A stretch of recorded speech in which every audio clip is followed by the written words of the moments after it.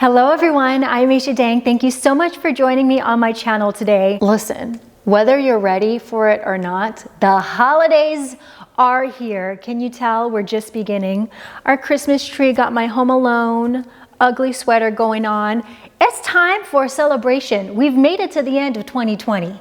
Okay, it's been rough, but we've made it and it's time to celebrate. We have Black Friday coming up, Cyber Monday coming up. Your holiday shopping is right around the corner, but before you go too buck wild, let's talk about how you can spend this holiday season and maybe just be a little bit more responsible this year with your money. This video is sponsored by Rakuten, all right? And they are giving away some money, $100, and I know that can go a long way for someone's holiday shopping needs. So stay with the video, watch it. It's gonna be somewhere in the middle, and then you can qualify for that $100. But let's start talking about the 5 things you can do to be a responsible, savvy shopper this holiday season. Tip number 1 is to plan ahead. Start saving early. And I know it might be a little late in the game to talk about this tip. I probably should have done this video in January of earlier this year, but here we are. The cool thing about the holidays is that they come the same time every year like clockwork. This is no surprise to anyone. So whether you have saved up for it or not for 2020, 2021, let's start getting a little bit more prepared. You know, I'm someone who loves a good sinking fund. I love saving up for things. Even for me, the holidays are just not something that I save up for, because for me, things like bills or vacations are just a little bit more important. So when November and December come around, I'm sitting around twiddling my thumbs, thinking about what kind of budget I can offer my friends and family for Christmas, because I was not prepared for it. So 2021 is the year we are all going to plan ahead, all right, for the holiday season. So how do we do this? Well, first of all, you need to figure out how much you normally spend during the holidays. So if 2021 is going to be the first year you're going to actively plan ahead for the holidays, take note of what you spend this year. Anything that you spend on, maybe it's travel, gifts, obviously, dinners for the holidays, anything that you spend for the holiday season, make sure to take note of it, put it in your budget, and that will be the base for what we're going to save for 2021. So once you take inventory of everything you spent this holiday season, then you're going to divide that number by how long it's going to take you to save. So let's say for me, for example, I spend normally $4,000. That actually sounds like a lot, but hypothetical, I spend $4,000 for the holiday season, because not only does that include gifts, but also Brian and I spend, we spend Christmas in Houston, so that also includes flights. Last year we brought the dogs with us, so it included doggy flights, and then it includes an Airbnb and all that stuff. So let's just say $4,000. Now that I have my number, I'm going to take that number and divide it by how many months I have left to save. January 2021 is the best opportunity for you to fully achieve, we're going to call this a sinking fund, your holiday sinking fund for December 2021. So we're going to take that number divided by 12. So that means I'm going to save about $330 every month from January through December in order to have my fully funded holiday sinking fund by December. If you guys like starting to shop in November, then of course that would be divided by 11 months, and so on and so forth. So where are you going to put your money for your holiday sinking fund? Well, you all know that I am a fan of the multiple savings accounts, so just multiple accounts, whether it's savings or checking. I have a lot of them. I have my separate account for taxes. I have my separate account for saving up for a car for next year. I just think having separate accounts for your different goals, for me, helps me stay organized. It helps me stay on track. And my biggest fear is that if I were to throw everything, leave everything into one account, that I would forget what I'm saving for and spend that money accidentally. So for me personally, I would prefer to have it in a separate holiday checking or savings account, probably a savings account, because it will be in your account for a good chunk of time, so you can earn interest no matter how small or how big that is. That's still something, but it's just better to leave it in a nice, secure location, out of sight, out of mind. You won't be tempted to spend it. That would be my recommendation. If you have a different way of where you like to put things that you're saving, let us know in the comment section. There's no right or wrong way to do this, but this is just a way that I personally do it myself. Tip number 2 is to be realistic about your budget. If you haven't spent anything for the holiday season this year, just remember that you are in full control of your budget. No one else in the world dictates how much you spend this year. No more trying to impress people with expensive gifts, okay? No more. That's a child's mentality. We are grown as adults. We take control of our finances, and we're the ones that dictate what people get for Christmas, all right? What do you have to spend this month? Realistically, be honest with yourself. How much money do you have to spend this month on the holiday season? Again, this is just not including gifts. This should include decor, your Christmas tree. This should include any holiday dinners you're gonna be attending. This should include any travel, okay? How much realistically do you have to spend this holiday season? Or how much do you realistically want to spend next holiday season to save for? Let's say maybe you just have a couple $100s to spend this year. And by the way, that is still a lot of money, but maybe that means if you're someone who travels back home every holiday season, maybe you just can't do that this year. Or instead of buying a huge Christmas tree, maybe you just buy a beautiful small wreath to put up. And I know holidays are filled with kind of traditions and memories, and those are things that you want to continue, especially this year. We've all been through a rough 2020, so we definitely want to feel that holiday spirit. But it's not necessarily worth the spending if you're going to wake up January 1st with a huge credit card bill.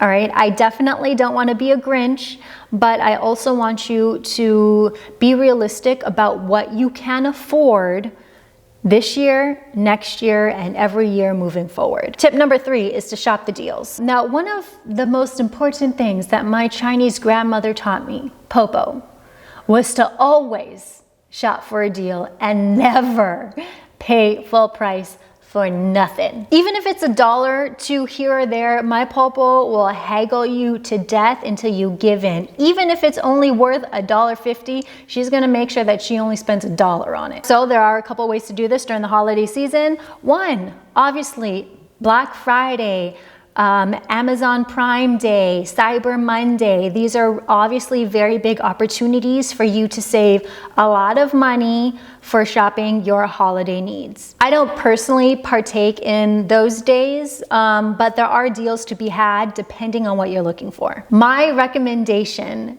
while shopping these big shopping days is to make a list of the things that you need.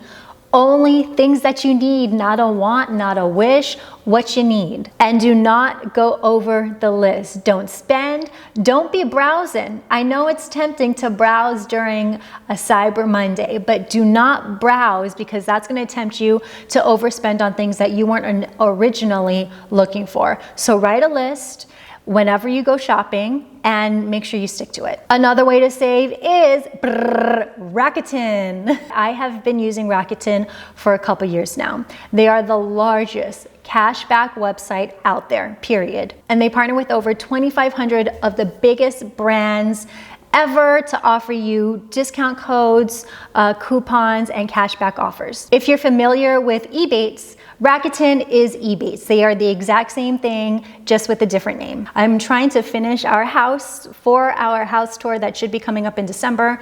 But in order to buy things like little tchotchke things that I need, I used Rakuten on things like World Market, and where else did I get? They partner with Target, and then Bed Bath & Beyond was another one. I have the Rakuten extension on my computer. So anytime I am on a website that is partnered with Rakuten, I have a little notification that pops up to tell me my deals that I get, or you can just go to Rakuten.com and scroll the website and see what deals, coupons, cashback offers they have, and you can shop that way according to how much you want to save. So back again to Black Friday or Cyber Monday, if you shop on a website that's partnered with Rakuten, not only will you get those deep discounts that are already offered through the brand or the company, but you'll be able to get the offers that Rakuten gives you, which just saves you way more money. All right, so let's talk about the $100 giveaway that Rakuten is giving today during this video. So not only do you get $40 when you first sign up for Rakuten, but they're gonna give you a bonus $100. All you have to do is first sign up using the first link in the description box, and then apply for the $100 giveaway using the second link in the description box. Again, I know I say this every time I do giveaways with Rakuten, but I know $100 can go a long way towards your holiday needs. The next way to not pay full price for nothing is to save up on your discount codes. Now, even though Rakuten does offer discount codes, I'm still going to include this as a separate money saving tip because we all get those mailers in the mail or emails for discount codes, all right? So be sure to remember that you have them and to use them. For me, we just moved, you all know this, and I'm getting so many mailers for this is West Elm, this is Crate and Barrel, got something for, these are like various discount codes for eateries around here, free drink at a coffee shop. So best believe these are on my refrigerator for me to look at every day in case we need to go get something. I know what I have and they will be used. I hate wasting a free situation. You know what I'm saying? And then when you go to a website for the first time, give us your email address. Here's a 10, 15, 20% off discount code to use in your future purchase. So best believe I sign up for those. And even if I don't have to spend immediately, I will keep it in my email. It'll be in a separate folder, so it's just out of my way so it doesn't clutter my email, which I hate, but I will remember that it's there. And then when I do want to purchase something, I check that folder, see if I have any discount codes, and then I'll use it.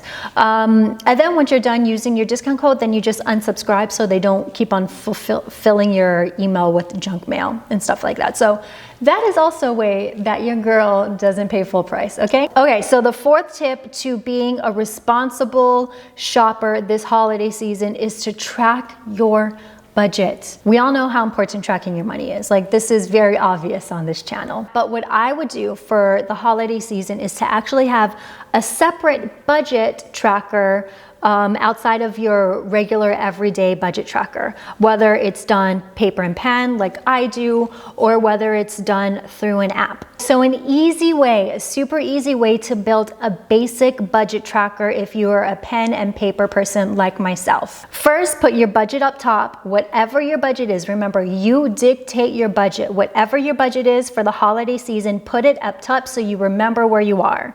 And then you're gonna do brand, the description, and then the cost on the top, and then you're gonna have the total at the bottom. So every time you spend something for anything this holiday season, and I keep on saying anything because I feel like people always focus on gifts, but they forget about literally everything else that you spend for the holidays. Everything you spend on the holiday season, make sure you track it down. And then do a running tally. Always add up or subtract how much you have left. And then again, if you want to stay under budget, that is the easiest way to do so. And the last tip to save for this holiday season is to figure out ways to just not spend at all. I know that we have been programmed to believe that spending is one of the key features of the holiday season, but it's not. The holidays are for gathering safely, even if it's via Zoom. And then just being surrounded by your loved ones. So here are some ideas on ways to not spend and save some money where you can. One, first of all, you don't have to buy a gift for everyone. All right, your brothers, sisters, cousins, hairstylist doesn't need a gift from you. Two, host a potluck. If you are someone that just loves to host during the holidays, that can definitely add up. Not only is it physically and emotionally draining for you to cook for everyone, but it also takes a good chunk out of your wallet. So instead of you making everything for everyone, host a potluck, assign people to bring certain things. Maybe you do the main course and you assign people to bring salad, drinks, appetizers, desserts. So that way you can still host people at your house, but you're not spending a whole bunch of money. Another way to save during this holiday season is to remember that acts of service are just as equally as, if not more important to people as a gift. Maybe your best friend just moved and needs help decorating, and you just either have a Pinterest board full of decor ideas that you would love to test out, or maybe you're very handy and you can offer to put up some pictures or bookshelves on their wall. Or maybe one of your friends is a new parent, or just any parent, and you can offer to watch their kids or babysit so the mom and dad can just have a fun night out. Or maybe your friend has dogs that she loves but just needs to escape from every once in a while, and you can offer to dog sit them for 24 full hours so she can just go out of town. Or maybe, rent a hotel room and not have to pay a dog fee and not have to wake up in the morning and walk them. Maybe there's that friend. Or for my Popo example, she does not give a rat's ass about your Christmas gift. She don't care. But what she does want is someone to sit with her and watch whatever lawyer show she's watching that day, or maybe just take her to Burger King so she can enjoy her hamburger and french fries all alone. That's all she wants, and I will be there to offer that. All right, the next thing is the white elephant. I guess for me, I don't necessarily have a really big family, so I never had to buy for that many people. But like Brian has a huge family, and buying something for everyone is just impossible. So put together a white elephant, put everyone's names in a hat, and pick. The one person you get is the one person you're gonna shop for. Deal, end. No more discussion.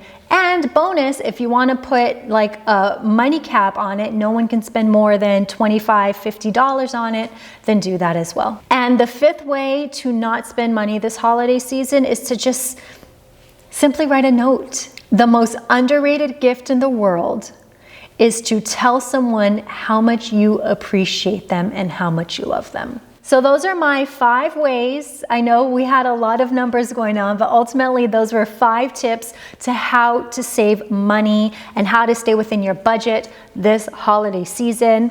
If there are any extra tips that you have that I did not include, please let us know in the comment section. The more, the merrier. And I'm Aisha Dang, and I'll see you all next video. Happy holidays!